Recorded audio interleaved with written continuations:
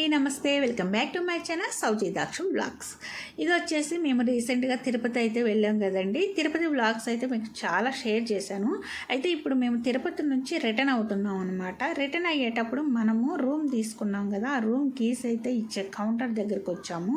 Room ఏంటి, counter ఏంటి అనే డౌట్ మీకు రావచ్చు. నేను ఇంతకుముందు వీడియోలో షేర్ చేశాను. రూమ్ దొరకని వాళ్ళు చాలా ఇబ్బంది పడుతూ ఉంటారు కదా, చాలా సింపుల్గా రూమ్ తీసుకోవచ్చండి. సిఆర్ఓ ఆఫీస్ దగ్గరికి వెళ్ళి 1 అవర్ క్యూ లైన్లో వెయిట్ చేస్తే మనకి రూమ్ అయితే అలర్ట్ చేసినట్టు ఒక మెసేజ్ వస్తుంది. రూమ్ ఎట్ సైడ్ వచ్చింది ఏంటి అనేది ఫుల్ డీటెయిల్స్ అందులో ఉంటాయి. సో అక్కడికి వచ్చేసి మనం కౌంటర్లో మన పేరు చెప్తే రిజిస్టర్ అయినట్టు ఉంటుంది. మనకి కీస్ ఇస్తారు, ఎన్నో నెంబరు ఏంటి అనేది. సో మేమైతే ఇప్పుడు రిటర్న్ అయ్యాం కాబట్టి ఇక్కడ చూడండి, యూటర్న్ తీసుకున్నప్పుడు వెహికల్స్ పైనుంచి కింద వాళ్ళకి కనిపిస్తాయి, పైన వచ్చే వాళ్ళకి కింద వెహికల్స్ కనిపిస్తాయి అనమాట. బ్యూటిఫుల్ లొకేషన్ అండి. చూడండి అడవి ప్రాంతం ఎంత బాగుందో కదా. సో అయితే ఇప్పుడు మనము రూమ్ ఖాళీ చేసిన తర్వాత మనము రూమ్ కౌంటర్ దగ్గరకు వచ్చి కీస్ ఇస్తాం కదా. అయితే ఇక్కడ మన పేరు రిజిస్టర్ అయి ఉంటుంది కాబట్టి అది క్యాన్సిల్ చేస్తారండి. అయితే 48 అవర్స్కి 4 మెంబర్స్కి అయితే 100 రూపీస్ అండి, 3 మెంబర్స్కి అయితే 50 రూపీస్ అనమాట ఛార్జ్ చేస్తారు. ఇక్కడైతే చూడండి అండి, కొండ ప్రాంతం ఎంత బాగుందో కదా. ఎంత సమ్మర్ అయినా సరే భలేగా గ్రీనరీగా ఉందండి. సీనరీ చాలా బ్యూటిఫుల్గా ఉంది, నాకైతే బాగా నచ్చింది. సో అందుకోసం ఇప్పుడు ఎలాగో మనం డే టైంలో ఉన్నాం కదా, ప్రతి ఒక్క మలుపు వీడియో తీయాలని చెప్పేసి నేను వీడియో తీస్తున్నాను. అయితే ఈ వీడియో తీసేటప్పుడు నేను బస్కి మిడిల్లో కూర్చోవడం వల్ల నాకు ప్రతి ఒక్క మలుపు కూడా క్లియర్గా అయితే రాలేదు, కొద్దిగా ఏదో వీడియోలో పడింది. అయితే ఇక్కడ చూడండి, కాలినడకన వచ్చే భక్తులు ఈ మెట్ల మార్గం గుండా వెళ్తారా, లేకపోతే ఇక్కడ కూడా ఏదైనా టెంపుల్ ఉందో నాకు అర్థం కాలేదు. తిరుపతి కొండ కాబట్టి కొండ మీద దర్శనం కోసం ఈ మార్గం గుండా వెళ్ళే వాళ్ళు వెళ్తారని నేనైతే అనుకుంటున్నాను. అయితే మేము బస్సులో నుంచి వచ్చేటప్పుడు చాలా చూసామండి. అయితే వేరు మెట్ల మార్గాల ద్వారా వెళ్తే వెళ్ళుండొచ్చు నాకు తెలిసి దర్శనానికి. చూడండి మొత్తం అడవి ప్రాంతమే, ఎలాంటి వన్యమృగాలైనా సరే బయటికి రావట్లేదు. ఇప్పుడు సమ్మర్ టైం కాబట్టి ఎండ ఎక్కువగా ఉందని రావట్లేదా, లేకపోతే ఈ వెహికల్ సౌండ్స్కి రావో అర్థం కావట్లేదు. నాకు తెలిసి వాటికి ఆహారం దొరకనప్పుడు, లేకుంటే ఏదైనా అన్ఈజీగా ఫీల్ అయినప్పుడు కంపల్సరిగా బయటకు వస్తాయండి వన్యమృగాలు. ఇవంతా అడవి ప్రాంతమే. చూడండి ఇది పెద్ద కొండ అనమాట, మొత్తం బండరాయి పెద్దగా కనిపిస్తుంది. బస్ అయితే ఈ కొండ పక్క నుంచే పోతుందండి, చూశారు కదా. అయితే ఇక్కడ యూటర్న్ తీసుకునేటప్పుడు కూడా మీరు క్లియర్గా అయితే చూడండి, ప్రతి ఒక్క చెట్లు కూడా ఎక్కువగా చిన్నవైనా పెద్దవైనా సరే గ్రీనరీగా మెయింటైన్ చేస్తున్నారు. వాటర్ ఎప్పటికప్పుడు పెడుతున్నారనమాట. ఇక్కడ కూడా కొన్ని మెట్ల మార్గాలు అయితే ఉన్నాయి. ఏదైనా టెంపుల్ అయినా ఉండుండొచ్చు, లేకుంటే ఇటువైపు కూడా మెట్ల మార్గం గుండా దర్శనం చేసుకోవడానికి వెళ్ళుండొచ్చు. సో వచ్చే వాళ్ళు భక్తులకి ఇక్కడ కూడా ఏమైనా రూమ్స్ దొరుకుతాయా, లేకపోతే వాళ్ళు ఏమైనా స్టే చేయడానికి ఏమైనా సత్రాలు ఉన్నాయా అర్థం అవ్వట్లేదు నాకు సరిగ్గా. కానీ కొండ ప్రాంతం కాబట్టి వెంకటేశ్వర స్వామి టెంపుల్కే రావడానికి ఎక్కువగా చూస్తారు కాబట్టి సో అది కూడా ఒక మార్గం అనుకుంటున్నా. ఇప్పుడు మీరు చూడండి, యూటర్న్ తీసుకున్నప్పుడు లెఫ్ట్ సైడ్ మీకు షెడ్ లాగా కనిపించాయి. కొంచెం ముందుకు వెళ్ళిన తర్వాత మీకు క్లియర్గా కనిపిస్తుంది. నేనైతే అలిపిరిమెట్ల మార్గం అనుకుంటున్నానండి. సో నేను కొన్ని సంవత్సరాల క్రితం అయితే కాలినడకన దేవుని దర్శించుకోవడానికి వచ్చినప్పుడు అలిపిరిమెట్ల మార్గం గుండా వచ్చానండి. చాలా మెట్లు ఉంటాయండి, దాదాపు 3000 బిలో కానీ ఎబో కానీ ఉండుండొచ్చు, నాకు అంత ఐడియా లేదు. చూశారు కదా, ఇటు కూడా ఒక మార్గం ఉంది. సో కొండ ప్రాంతం కాబట్టి ఇంకేమైనా ఎక్స్ట్రా టెంపుల్స్ ఉన్నాయా, లేకుంటే వెంకటేశ్వర స్వామి దర్శనానికి చాలా మార్గాలు ఉంటాయి కాబట్టి సో ఇది ఒక దారి అనేది నాకు అంత క్లియర్గా అయితే తెలియట్లేదండి. సో ఇప్పుడు మీరు చూసారు కదండి, షెడ్ లాగా కనిపిస్తున్నాయి కదా. సో అలిపిరిమెట్ల మార్గం అని నేను అనుకుంటున్నాను. చూడండి, మనం యూటర్న్ తీసుకునేటప్పుడు చక్కగా వెహికల్స్ అన్నీ పైనుంచి వెళ్ళాయి, ఇలా కింద నుంచి వెళ్ళాయి, మనకి బాగా కనిపిస్తున్నాయి. ఇలా కనిపిస్తే లొకేషన్ చాలా బాగా ఉంటుందండి. అయితే కొండ మీద నుంచి కిందకు వచ్చేటప్పుడు బ్యూటిఫుల్గా లొకేషన్ కనిపిస్తుంది, అది కూడా మీకు షేర్ చేస్తాను. ఇక్కడైతే మీరు చూస్తున్నారు కదండి, రైట్ సైడ్ అయితే షెడ్ లాగా కనిపించింది కదండి. ఎండకి ఎండకోకుండా వానకి తడవకోకుండా భలే కట్టారండి. సో ఈ మార్గమే నేను అలిపిరి మెట్ల మార్గం అనుకుంటున్నాను. సో అదో కాదో నాకైతే అంత క్లియర్గా తెలియట్లేదు, చాలా గ్యాప్ వచ్చింది కాబట్టి నేను మెట్ల మార్గం గుండా వెళ్ళి. సో మీకేమైనా ఐడియా ఉండుంటే కామెంట్ సెక్షన్లో మెన్షన్ చేయండి. చూసారు కదండి, మనం ఇలా యూటర్న్ తీసుకునేటప్పుడు చక్కగా వెహికల్స్ పైనుంచి కింద నుంచి వెళ్తుంటే చూడటానికి చాలా బాగుంటుంది కదా. సో మీకు కొంచెం ముందు వెళ్ళిన తర్వాత కూడా మీకు లొకేషన్ చూపిస్తాను, ఎంత బాగుంటుందంటే. నేను ప్రతి ఒక్క యూటర్న్ ఈ విధంగా వీడియోస్ అయితే తీశాను, కానీ అన్నీ కూడా నేను స్కిప్ చేస్తూ పెట్టాను అనమాట వ్లాగ్ అయితే. ఎందుకంటే ఎక్కువ లెంత్ అవుతుంది అనమాట.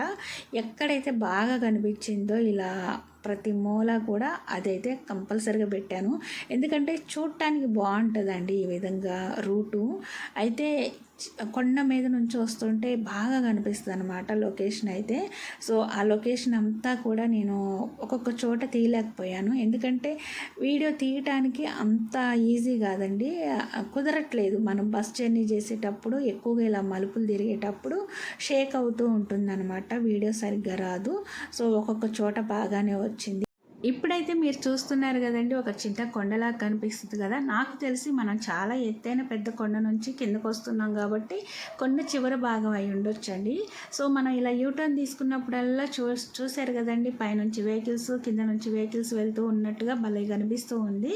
సో ఇప్పుడు మీకు ఈ కొండ మీద నుంచి కింద ప్రాంతం చూస్తే ఏ విధంగా ఉంటుంది అనేది కూడా మీకు చూపిస్తాను. ఎంత బాగుంటుందంటే చాలా చాలా పెద్ద అపార్ట్మెంట్స్ అయినా సరే చూడండి, చాలా పెద్ద బిల్డింగ్స్ అవన్నీ కూడా, కానీ చిన్న చిన్న పేక మేడల్లాగా కనిపిస్తున్నాయి కదా.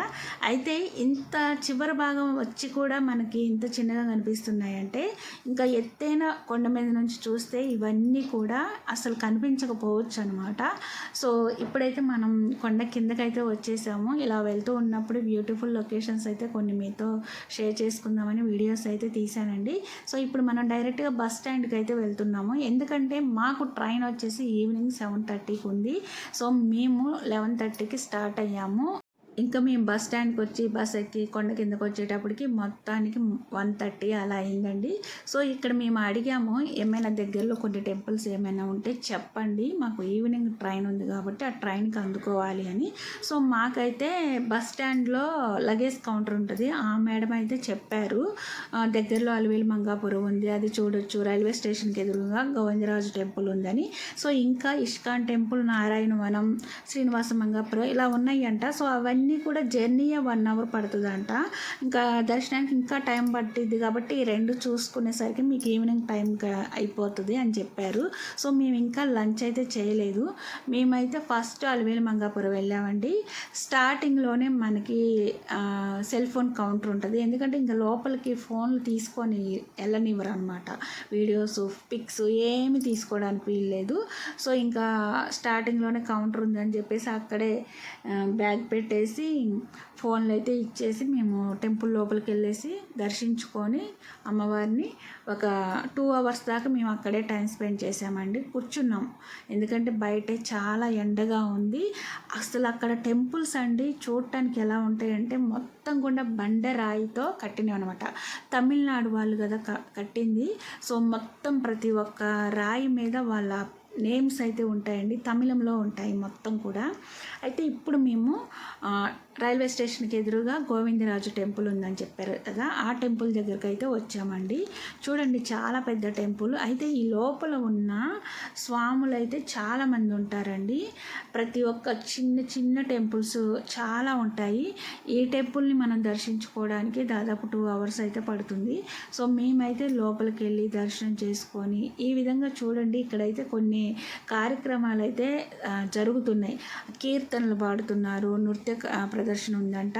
సో అందుకోసం ఈరోజు గజేంద్రుడికి ఈ విధంగా అయితే అలంకరణ చేసి బయటికి తీసుకొచ్చారు. అయితే ఇక్కడ వచ్చిన భక్తులందరికీ కూడా ఇలా ఆశీర్వాదం అయితే ఇస్తుంది.